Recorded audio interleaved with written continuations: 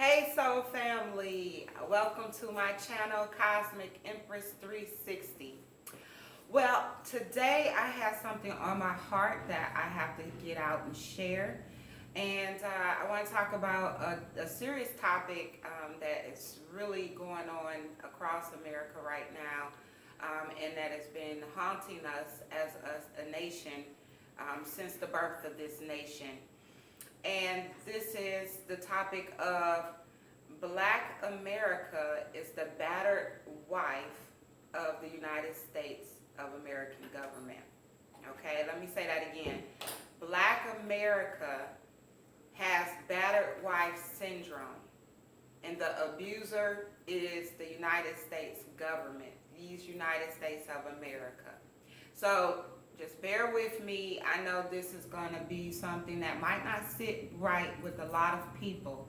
However, this is something that I feel that I had to get off my heart today.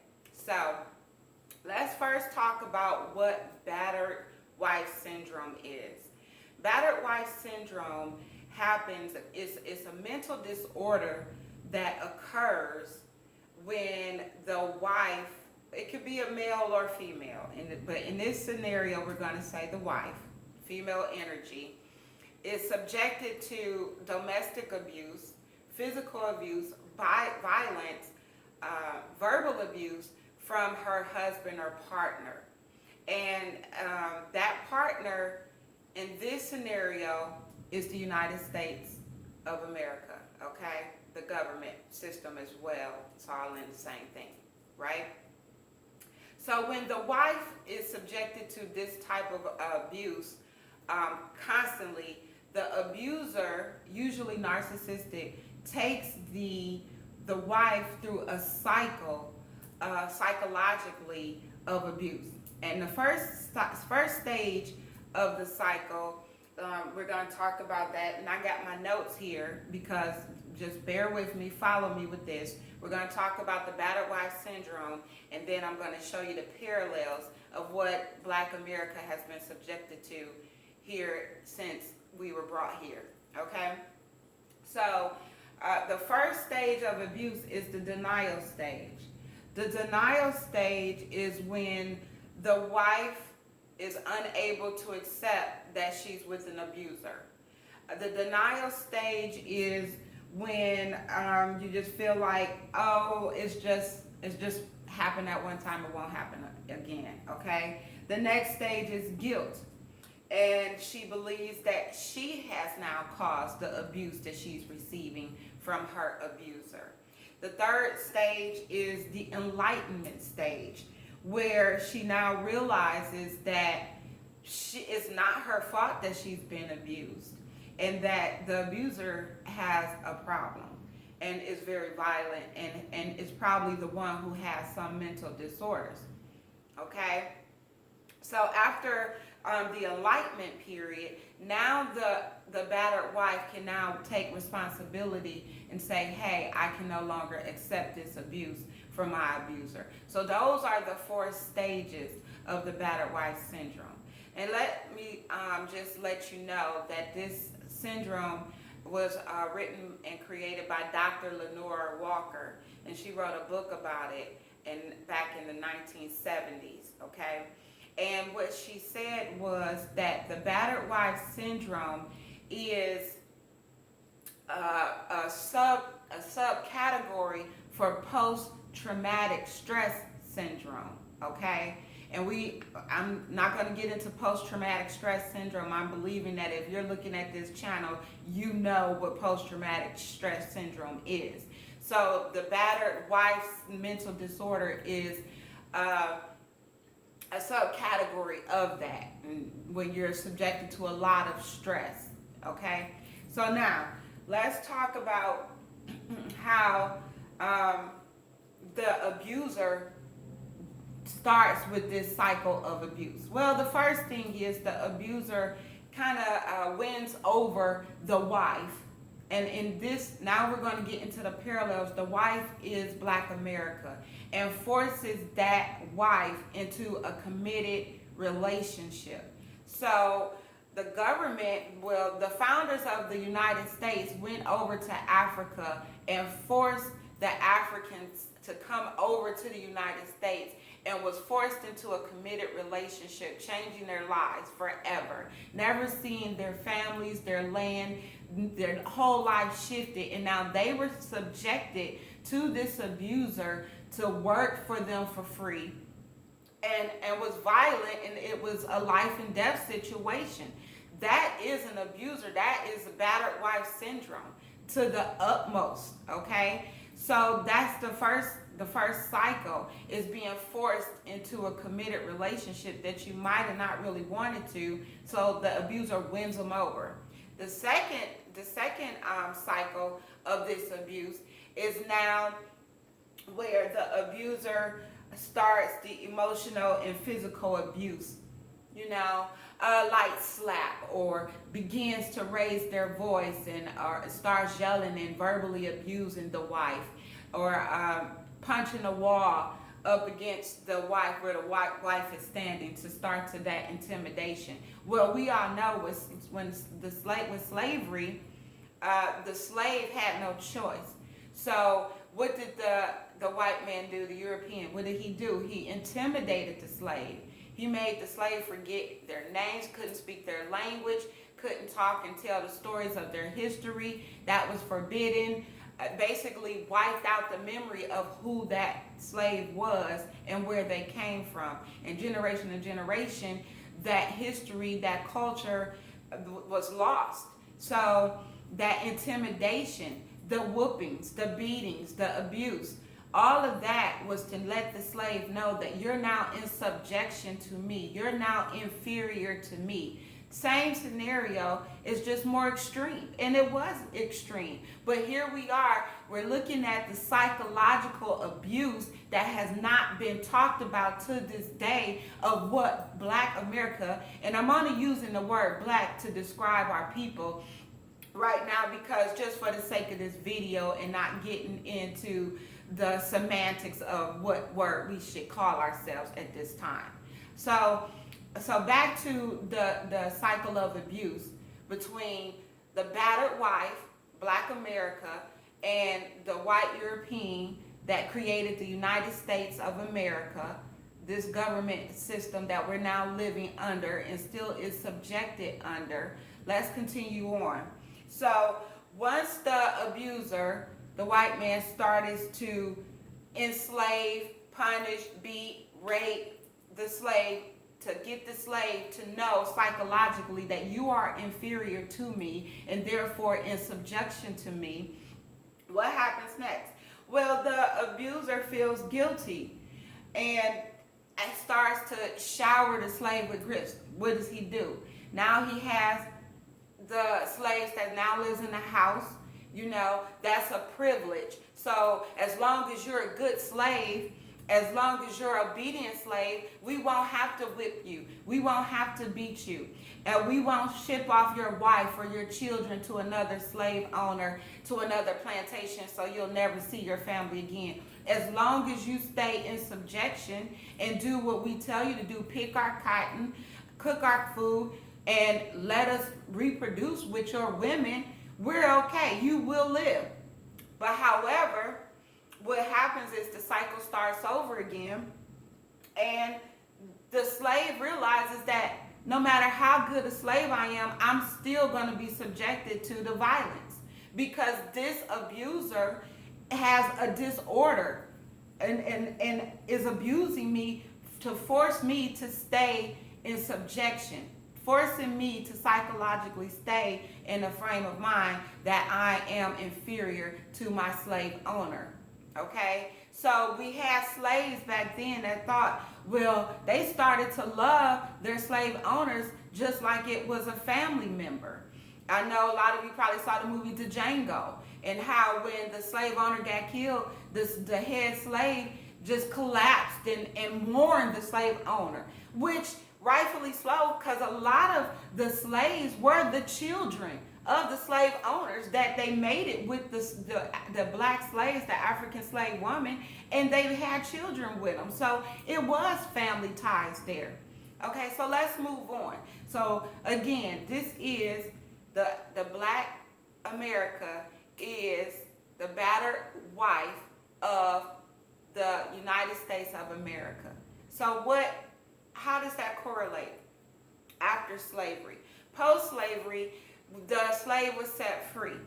But then what happened during post-slavery? Well, the slave now had to survive. But you were still a sharecropper and you were getting less wages than you actually deserved for what you were doing. And then with the slave, you wanted to vote.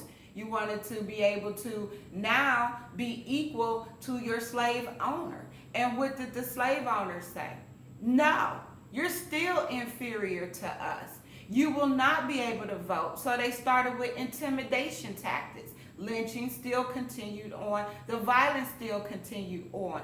Then what did they do? They started to burn down the churches where the black people would meet to try to organize, to try to worship, to still inflict that inferiority, intimidation, to let them know that even though you're now free, you're really not free. We're not going to allow you to vote. They killed our black people who was trying to organize to get voter rights. Okay, this was post-slavery. So again, the abuser is still abusing the wife, even though the wife is now free, allegedly, but was never free. So let's move on. So after post-slavery, then what happens?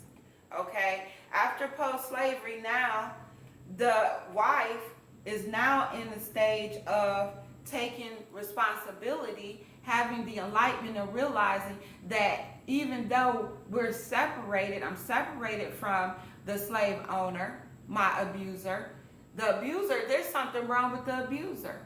So therefore, with the enlightenment, the responsibility is now for the wife to say, I'm not going to take this abuse anymore.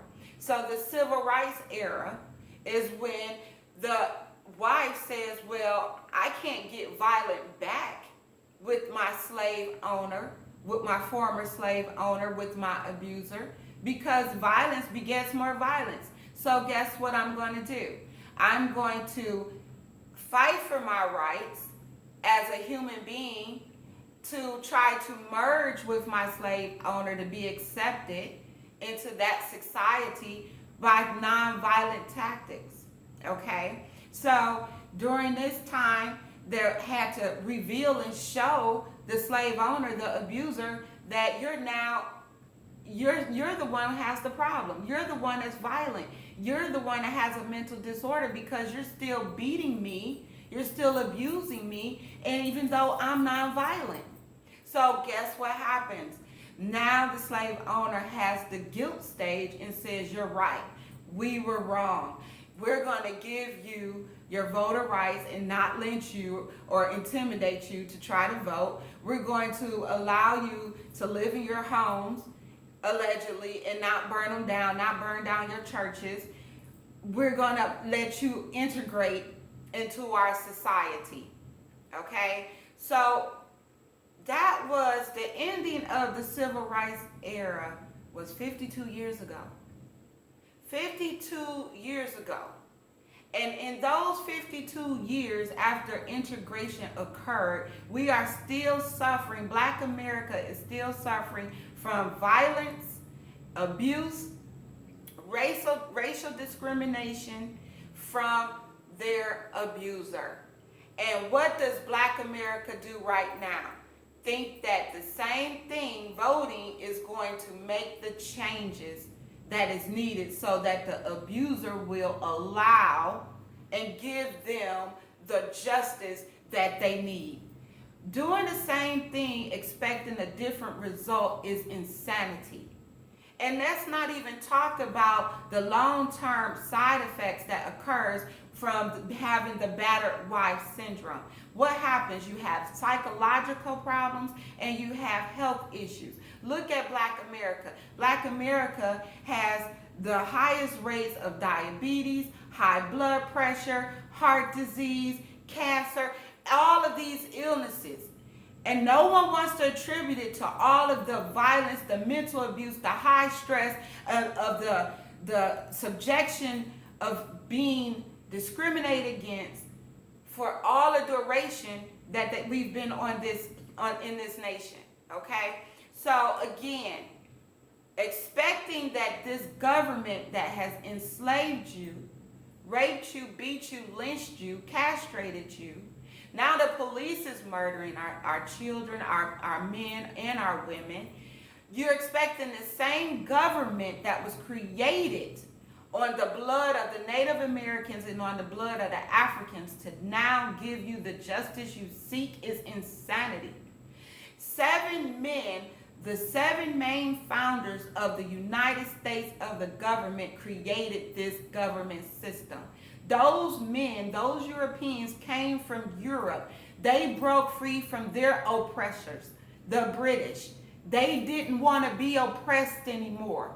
And they realized that in order for you to stop being abused by your abuser, you have to separate from your abuser. And that's what they did. And they came here, and now they created the oppression, and now no longer being victimized, but wanted to, well, they were no longer the victim, but was being victimizing other people, other races, the Native Americans and the Africans. So why am I saying all of this today? I'm saying all of this today to plant a seed, to get our people to wake up and see. And it's not just about black, it's about right and wrong. If 7 founders of the United States government system created all of what we're dealing with today, why is it that no one can think that maybe we should just create a different government system that will work for the people, by the people, like this government was supposed to do, and eliminate the corruption? Why we can't try something new? We really believe that whether we put a Republican or a Democrat in this office, that things are going to change? When? How many more lives do we have to lose in order for Black America to realize nothing is going to change until we create something for ourselves, by ourselves? And whoever wants to come over, do it. This to me is insanity. So I just wanted to plant that seed. I know I'm an outside the box thinker, outside the universe thinker.